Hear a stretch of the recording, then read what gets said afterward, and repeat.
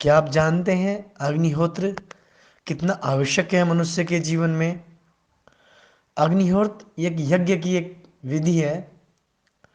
अग्निहोत्र के कारण प्राण शक्ति शुद्ध होकर उस वातावरण में निवास करने वाले व्यक्तियों का मन तुरंत प्रसन्न और आनंदित होना एवं उस वातावरण में ध्यान धारणा सहज साध्य होना अग्निहोत्र बहुत विशेषकारी लाभदायक एक क्रिया है।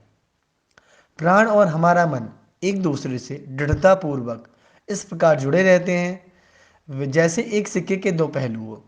अग्निहोत्र से प्राण शक्ति शुद्ध होने का इष्ट परिणाम, इष्ट यानी इच्छा यानी ईश्वर की प्राप्ति, उस वातावरण में रहने वाले व्यक्तियों के मन पर तुरंत प्रभाव होता है और उसका तनाव सहज नष्ट होने से मन प्रसन्न तथा आनंदित होने का अनुभव होता है।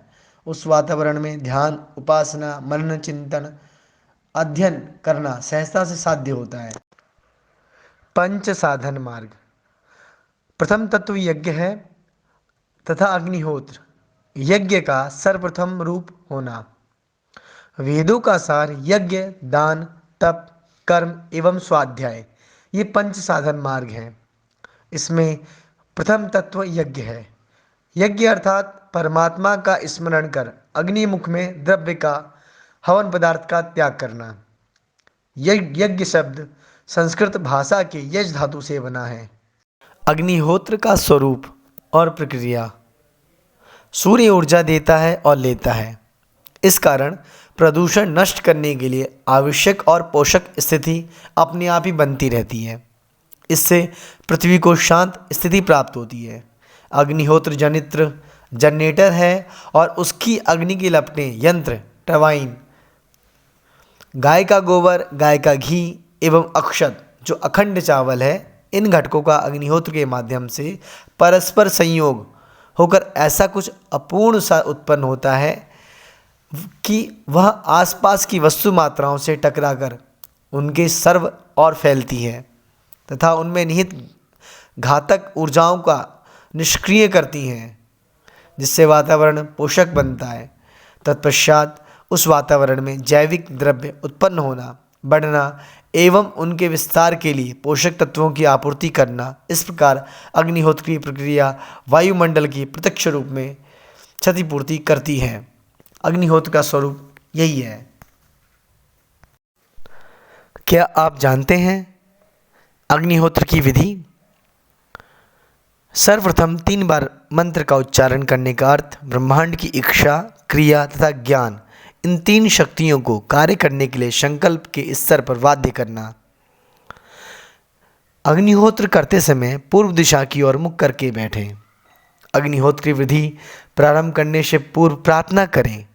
प्रार्थना से हमें ईश्वर की शक्ति और आशीर्वाद मिलता है, इसलिए अग्निहोत्र उपासना आरंभ करने से पूर्व प्रार्थना करें, हे प्रभु, मुझसे यह उपासना भावपूर्ण होने दें और उसका मुझे, मेरे परिजन और समाज को पूर्ण लाभ दें। अग्निहोत्र के लिए अग्नि प्रज्वलित करना।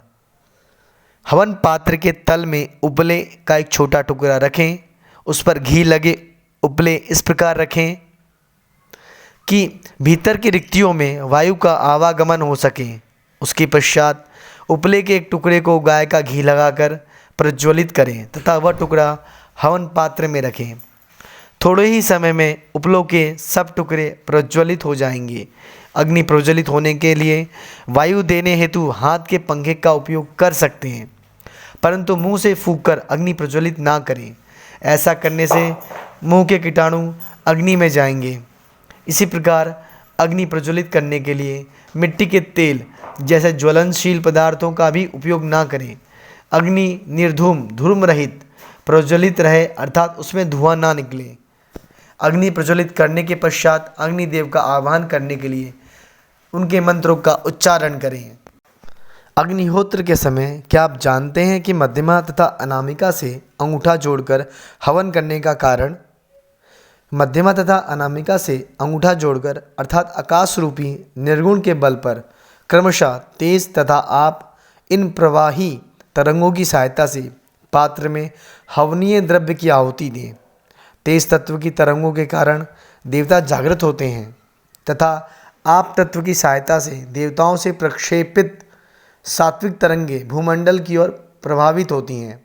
इसलिए देवताओं का आवाहन करते समय मध्यमा तथा अनामिका को आकाश तत्व रूपी अंगूठे की जोड़ दी जाती है।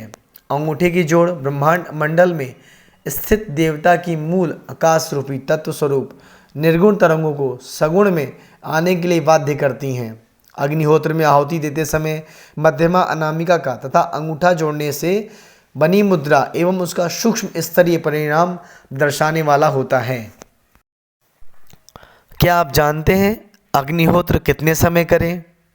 अग्निहोत्र करना एक नित्योपासना है। यह एक व्रत है।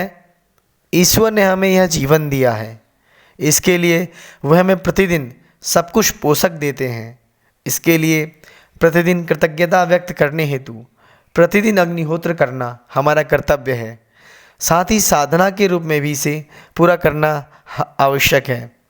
अग्निहोत्र की विधि पूर्ण होने पर कृतज्ञता व्यक्त करें। कृतज्ञता व्यक्त करने से मैंने किया यह कर्तापन नहीं रहता और भगवान को हमारा कर्म अर्पण होता है। इसके लिए आगे दी कृतज्ञता व्यक्त करें।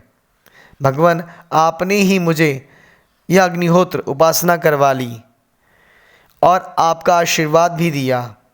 इसके लिए मैं आपके चरणों में सदा कृतज्ञ रहूँगा। ऐसी भावना से यज्ञ करना चाहिए।